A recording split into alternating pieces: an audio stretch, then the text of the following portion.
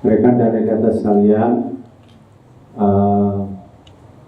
ini menyegarkan kembali diskusi-diskusi kita, karena Ibnu itu triloginya akan belajar, berjuang, bertakwa, sehingga di dalam konteks kita berjuang, di dalam konteks kita bertakwa, itu ada nuansa belajar.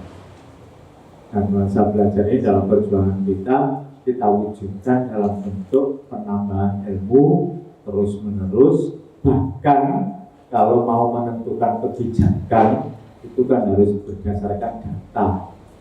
Itu tidak bisa kalau tidak ada ilmunya.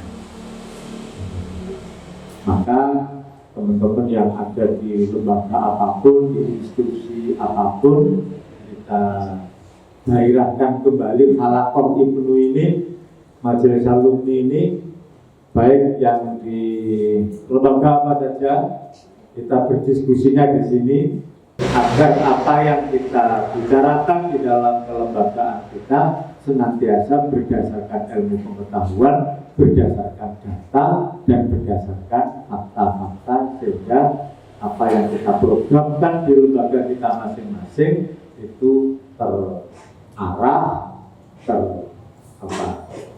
terpadu dengan teman-teman yang lain dan bisa berdampak, bisa memberi manfaat lebih luas. Alhamdulillah pada kesempatan hari ini kita masih bisa menyempatkan waktu untuk bagaimana halaqah. Ini kan namanya halaqah series, jadi nggak boleh berhenti, harus ada seri terus. Rekan dan rekan sekalian, bahwa kita hari ini itu berada di tahun sebagai shock atau penyambung paralel dari generasi abad ke-1 dengan generasi abad ke-2. Kita itu di tengah-tengahnya, penyambung shock, sebagai shock, penyambung paralel antara abad ke-1 dan abad ke-2. Bahwa puluhan tahun terakhir ini terjadi kerenggangan. Problematika, kita menghadapi problematika yang tidak pernah kita selesaikan. Terjadi kerenggangan antara umat yang dibawa dengan etos secara struktural.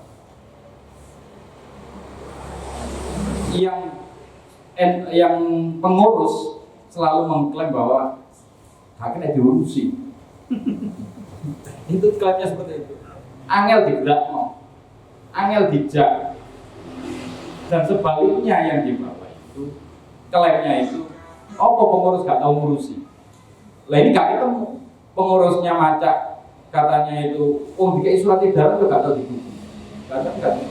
Yang bawa ini karena perjalanan ini jauh dari umat yang harus kita bersamai. Artinya bahwa membersamai umat bukan hanya urusan sosial saja, sebagaimana yang kita lakukan tadi, baik secara keagamaan, baik kaderisasi dengan beliau dengan mendirikan pondok pesantren, baik secara ekonomi beliau rela untuk menjadi petani di tengah-tengah masyarakat. Ini semuanya baik ekonomi, baik pendidikan, baik keagamaan, semuanya harus kita bersama. Ketika kita harus membersamai umat, maka kita harus tahu kebutuhan umat itu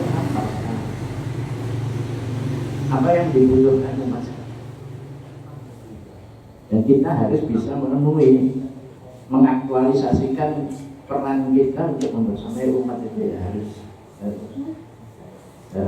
sinergi, harus match dengan kebutuhan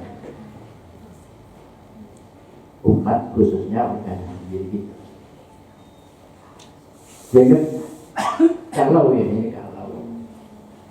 kenyataannya adalah umat kita itu sekarang sudah begitu maju, sudah begitu jauh melangkah, maka bagaimanapun juga kita juga harus mengikuti, harus mengejar.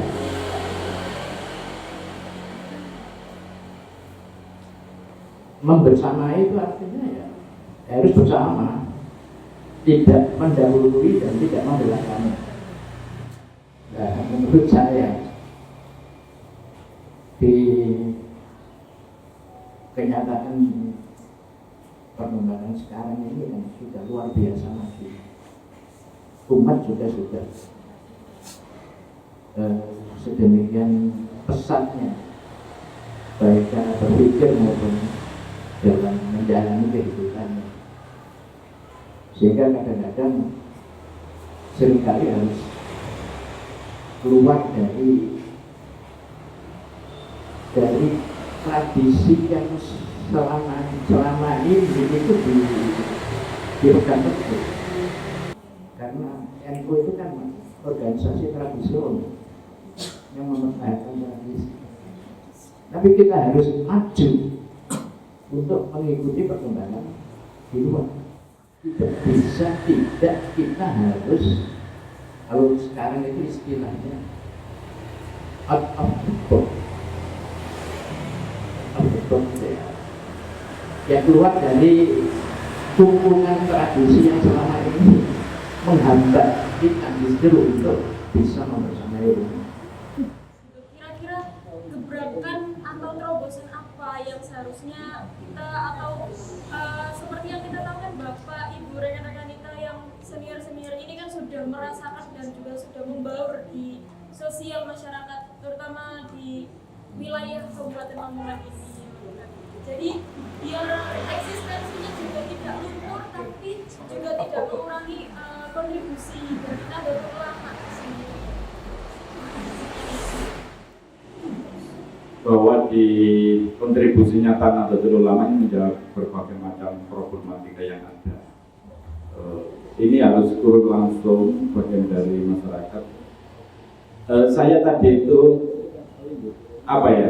berangkat ke sini ketemu teman di pasar, masih aktif jadi apa sekarang, ketua ranting. Apa yang sudah dilakukan oleh ranting lewat istimewa, nah ikut kok. Apa koin NU di ranting ini jalan nggak? Tidak. Yang lainnya tidak ada. Ya lewat istimewa rutin kok. Saya datang. Problemnya apa? Ya karena tidak ada penekanan dari MBC. MBC ini juga nggak ada tekanan mungkin dari PC. Tentunya, dan saya sini ketemu lagi dengan ketua ranting di sini, Omar, ranting itu, yang tadi ranting Joko Santo. Sampai tak belum aktif menggunakan Facebook ranting itu, sebagai ketua. Gimana? Koin enak. Koin itu jalan, wajib itu jalan, dan masyarakat itu kompak karena bersama kita. Kegiatan apapun yang khusus masyarakat, kita supporting baik kegiatan sosial, kegiatan model kematian dan sebagainya, ini support dari mereka, dan juga pendidikan, kontribusi pada pendidikan. Artinya bahwa selama kita ini kita lihat bahwa karena terlalu jauhnya jarak antar kepengurusan ini, maka mereka itu butuh disentuh, butuh di perintah, butuh adanya evaluasi, instruksi yang sifatnya langsung bersama. Ini jalannya kalau oleh turu dari pengurus NU, ini kudu turu dua main. Kalau usah ngurus NU, ini turu dua main mengurus NU pertama PKB. Bahwa gerakan ini harus benar-benar gerakan, bukan hanya selesai di Indonesia. Biasanya di NU sampai hari ini seperti itu, ngoyo bikin pusat, ngoyo bikin konsep. Setelah selesai itu sudah dia baru dilakukan jelas sama sekali, karena tidak ada sih model nongkrongi sampai model ini apa sudah jalan atau belum, sudah tanggul belum, ini sudah jalan atau belum, nggak ada evaluasi sama sekali. Ini di tingkatan sampai tingkatan di seluruh hampir tingkatan MBC sampai tingkatan ranting, dan ada ranting-ranting yang baik juga Ini nanti yang akan bagaimana gerakan sampai yang digagas di kepolisian ini untuk transformasi ke depan. Dan ini harus dilakukan seluruh Banom, kan lembaga sebagai SPG-nya, sebagai apa, yang salesnya, program-program pelaksanaan di lapangan ini harus benar-benar jalan semuanya, tidak boleh. Jadi kalau memang sistem kontrolnya itu sangat lemah, ya itu jadi negatif. Jadi meskipun ada 99 ini, 9 campur 9, kalau sistem kontrolnya bagus, ya sampai ke bawah juga bagus. Tapi kalau sistem kontrolnya memang lemah sekali, ya jadinya seperti itu. Jadi apapun itu bentuk program, yang penting kalau sistem kontrolnya itu bagus, mulai atas sampai bawah. Membersamai umat itu untuk melakukan seperti yang dengan inginkan, itu yang pertama harus merasakan. Ini yang kita kehilangan rasa. Kuliah S2, S3 gagal, pinter-pinter tadi. Tapi rasa ini kari. Nah, ini yang mau kita coba. Bahwa pengurus NU kalau kepengen direspon katanya Pak Basit, nggak nyambung jelas dengan umat, kita harus merasakan. Bagaimana merasakan? Ya harus bersama. Apa istilah? Live in sekarang. Live in. Misalnya, saya mengurus penanggulangan bencana. Ya saya harus tiap hari kalau bisa memprioritaskan diri waktu untuk bersama orang-orang yang terdampak bencana. Bagaimana saya bisa bikin program kalau rasanya nggak ada? Itu yang pertama. Yang kedua, setelah rasa kita punya, itu kan baru mengolah pikir. Ini strategi ini opo, nah ini kelemahannya di NU. Di NU itu kognitifnya hebat, tapi manhajnya, itu manhaj, metode berpikirnya ini yang lemah. Kita ini sejak SD sampai kuliah diulangi kognitif, gak diulangi metode. Ini yang lemah. Misal, kenapa Finlandia itu dianggap pendidikan terbaik? Ternyata guru-gurunya bilang, saya tidak khawatir anak didik saya nggak bisa matematika, nggak bisa IPA, nggak bisa biologi, tapi saya lebih khawatir anak didik saya nggak bisa antri.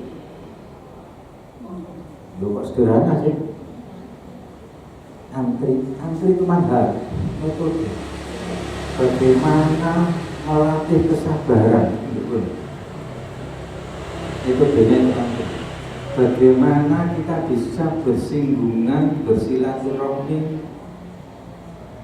tukar pikiran dengan urutan yang di depan kita dan di belakang kita, karena kita masih menunggu. Itu argumen. Nah, ke depan pengurus NU harus bisa merumuskan manhaj-manhaj itu, metode-metode. Nah ini yang kita memang lemah. Memang kita tidak mendapatkan dari pendidikan formal, maka ayat-ayat yang dialami yang harus kita ambil. Karena ayat-ayat yang kering di kertas itu belum bisa kalau tidak kita praktekkan di lapangan. Contoh misalnya, tradisi kita itu kalau ada program, pengurusnya mesti jalan jatah. Nah, ini yang harus kita hindari. Makanya kenapa metode moto kita, logo kita membersamai umat? Karena yang kita ada kan harus umat.